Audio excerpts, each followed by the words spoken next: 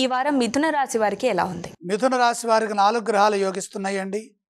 2వ రాశిలో బుధుడు, జన్మ శుక్రుడు, తృతీయంలో రవి, కేతువులు. 4 గ్రహాలు యోగిస్తున్నప్పుడు 5 గ్రహాలు వ్యతిరేకిస్తాయి. అంటే ఇంచుమించు సగం బలం ఉంది. వ్యాపార ఫలితాలు అనుకూలంగా ఉన్నాయి. వ్యాపారంలో ఏ పని మొదలుపెట్టినా మంచి ఫలితమే వస్తుంది. ఎందుకని? ధనస్థానంలో బుధుడు ఉండటం. సామరస్య ధోరణితో ముందుకు సాగటం ద్వారా మీ ప్రయత్నాలు విజయవంతమవుతాయి. సృజనాత్మకతతో నిర్ణయాలు తీసుకొని విఘ్నాలను అధిగమించి సత్ఫలితాలు సాధించాలి. ఉద్యోగంలో కలిసి వస్తుంది, అనుకున్నది సాధిస్తారు. ఉన్నత స్థితి గోచరిస్తోంది, అధికార యోగం ఉంటుంది. పెద్దవాళ్ళ నుండి సహకారం లభిస్తుంది.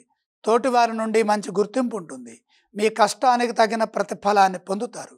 చంచలత్వం లేకుండా సరైన సమయంలో ధైర్యంగా నిర్ణయాలు తీసుకొని బాధ్యతాయుతంగా పనిచేయండి. ఓర్పు చాలా అవసరం.